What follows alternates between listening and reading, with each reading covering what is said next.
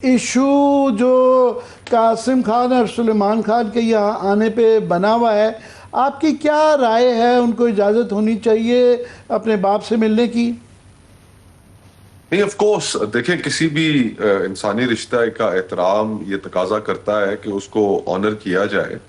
ان کے والد پاکستان میں ہیں، وہ برطانیہ سے انہیں جب چاہیں ملنے کے لیے آ سکتے ہیں، کوئی ایسی پابندی قانوناً اور اخلاقاً ان کے اوپر نہیں ہے اور نہ ہونی چاہیے۔ لیکن جو ہمارے ملک کے اندر سیاسی حالات ہیں، جس طریقے سے کروٹ بدلتے رہتے ہیں، ابھی میں کچھ دیر پہلے ایک وزیر صاحب کا بیان سن رہا تھا کہ جنہوں نے کہا کہ اگر وہ پاکستان آ رہے ہیں تو اس کا مطلب ہے کہ وہ انتشار پھیلانے آ رہے ہیں، تو پھر پاکستان کے قوانین کے مطابق شاید انہیں اندر آنے کی اجازت نہ دی جائے اور انہیں شاید ڈیپورٹ کر دیا جائے۔ تو میرے خیال سے ماحول جتنا ہم تلخ بنا چکے ہیں، اس ماحول میں مزید تلخیاں پیدا کرنے کی ضرورت نہیں ہے۔ ہمیں ایک ٹھنڈے دماغ کے ساتھ چیزوں کو ریزالو کرنے کی ضرورت ہے، اور کوئی ایسی خواہ مخواہ آپ بیل مجھے مار والی سچویشن کریٹ نہیں کرنی چاہیے کہ جس سے تلخیاں مزید بڑھ جائیں۔ آلریڈی تحریک انصاف مشکل مراحل سے گزر رہی ہے، پچھلے سال 2 سال میں انہوں نے کافی سختیاں برداشت کی ہیں، تو اس کا تسلسل اب ختم ہونا چاہیے۔ دیکھیں، جس دنیا میں ہم عامر بھائی رہ رہے ہیں، یہ دنیا وہ پرانے والی دنیا نہیں ہے۔ اس میں پوسٹ وار جو ایک ورلڈ آرڈر تھا وہ کلیپس کر چکا ہے۔ اس میں صرف وہی ملک سروائیو کر سکیں گے جو دفاعی طور پہ بھی مضبوط ہوں گے اور معاشی طور پہ بھی مضبوط ہوں گے۔ تو معاشی طور پہ مضبوط ہونے کے لیے آپ کو ملک کے اندر سیاسی عدم استحکام کی ضرورت نہیں ہے، آپ کو سیاسی استحکام چاہیے۔ تو اس طرح سے مزید سیاسی عدم استحکام پیدا کر کے میں تو نہیں سمجھتا کہ کوئی اس سے کوئی فیوریبل بات نکل سکتی ہے۔ آپ نے بہت اہم بات کی ہے کہ اس وقت بھارت کے ساتھ ہماری جنگ ختم نہیں ہوئی، ٹلی ہے۔ اس طرح ہی ایران کی اسرائیل کے ساتھ جنگ جو ہے وہ بھی ٹلی ہے، ابھی اس کے بھی امکان ہو سکتا ہے دوبارہ شروع ہونے کا۔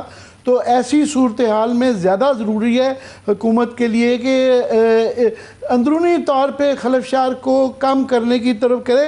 حکومتیں ایسا ہی کرتی ہیں، مگر آپ کا کیا خیال ہے کہ یہ جو رویہ ہے کہ جی ان کو برطانیہ، رانا ثناء اللہ فرما رہے تھے کہ برطانیہ کی ایمبیسی بازیاب کروائے گی، ان کو گرفتار کر لیں گے، یہ کیا کوئی یہ سیاسی اس کے پیچھے سوچ ہے یا کوئی ضد ہے یا یہ پوسچرنگ ہے صرف؟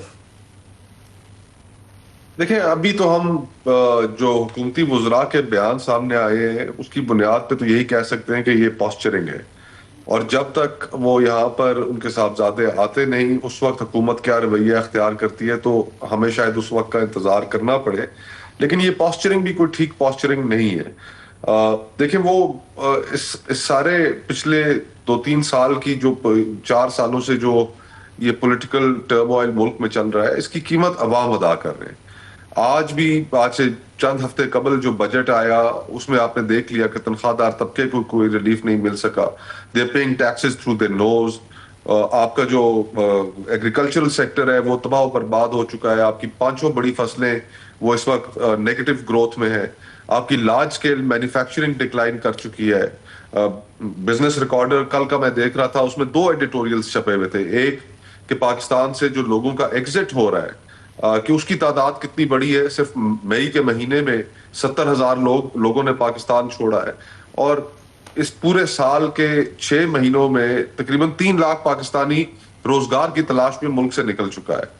اور ساتھ ہی ساتھ دوسرا اداریہ یہ بھی تھا کہ ملک میں جو بے روزگاری کی سطح ہے وہ 22% پر پہنچ گئی ہے، یعنی کہ ملک کے اندر آپ کی معیشت چل نہیں رہی ہے، لوگ چھوڑ کر جا رہے ہیں روزگار کی تلاش میں، خطرناک حد تک آپ کی بے روزگاری بڑھ چکی ہے، آپ کی آدھے سے زیادہ آبادی پاورٹی لائن سے نیچے زندگی گزارنے پہ مجبور ہے۔ تو یہ چیزیں تو ڈیمانڈ کرتی ہیں کہ ہم ملک کے اندر کوئی ایک ہیلنگ پروسیس شروع کریں۔ دیکھیں، اس میں کوئی شک نہیں ہے عامر بھائی کہ جو پاکستان بھارت جو جنگ ہوئی اس کے بعد لوگوں کے اندر ایک کانفیڈنس بڑھا ہے، لیکن آپ کو اس اپرچونٹی کو استعمال کرنا چاہیے کہ آپ ایک ہیلنگ پروسیس شروع کریں، جو آپ کی انٹرنل فالٹ لائنز ہیں ان کو ہیل کریں تاکہ کوئی ان کو ایکسپلائٹ نہ کر سکے۔ لیکن ہم اور جو ہماری حکومت ہے ماشاءاللہ وہ واپس وہی مولا جٹ والی باتیں کر رہی ہے، تو سیاست میں تو اس طرح کی گفتگو کا پھر الٹیمیٹلی نقصان ہی ہوتا ہے۔ یہ آپ جو بڑی اچھی بات ہے، بڑے کم لوگ ہیں جو کہ اکانومی کے اوپر اتنا فوکس کرتے ہیں. جو بھی آپ نے بے روزگاری کے 22% کا ذکر کیا، 44% غربت کی لکیر سے لوگ نیچے ہیں، اور جو پچھلے 2-3 سال سے گروتھ ریٹ جو ہے وہ 2% سے نیچے رہتا ہے، اور فصلوں کی صورتحال اور انڈسٹری کی جو صورتحال ہے، سرکار کو یہ چیزیں نہیں نظر آتی. ان کا رویہ دیکھیں تو وہ سمجھتے ہیں کہ انہوں نے ایک چمتکار کر دیا ہے اور ٹرن اراؤنڈ کر دیا ہے، اور بڑا یہ اوور کانفیڈنٹ کئی دفعہ لگتے ہیں. آپ بھی بڑے عرصے سے سیاست میں اب ہیں، سینٹ میں بڑا آپ کا ایکٹیو رول رہا ہے. یہ ان کی سیاسی سوچ کیا سوچ رہے ہیں؟ عامر بھائی، فرینکلی ان کی سیاسی سوچ تو صرف اتنی ہی ہے کہ عوام کے ووٹ کی کوئی حیثیت نہیں، اور ہم نے جن قوتوں کو خوش رکھنا ہے انہیں خوش رکھیں، ان کی تابعداری کرتے رہیں. کوئی ضرورت نہیں ہے عوام کو ریلیف دینے کی. آئی ایم ایف نے اگر ہمارے اوپر بڑی ہارش کنڈیشنز امپوز کی ہیں تو بلا چوں چرا وہ کنڈیشنز مان لو تاکہ یہ ہم حکومت جاری رکھ سکے.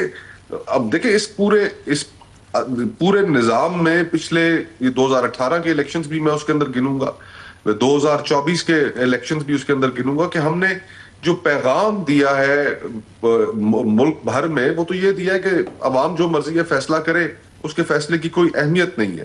اور پاورفل کوارٹرز جو ہیں وہ جس کو انسٹال کرنا چاہتے ہیں حکومت میں، وہ چاہے 2018 میں جس طریقے سے انہوں نے کیا اور 2024 میں جس طریقے سے انہوں نے کیا، تو یہ پورے ملک کا جو ایک نظام ہے اس کو اتنی شدید زخم پہنچی ہے. مجھے تو نہیں سمجھ میں آتا کہ ہم کیسے کانفیڈنس ریسٹور کریں گے لوگوں کا الیکٹورل پروسیس پر، کہ الیکشنز اس ملک کے اندر وہ کوئی تبدیلی لے کر آ سکتے ہیں.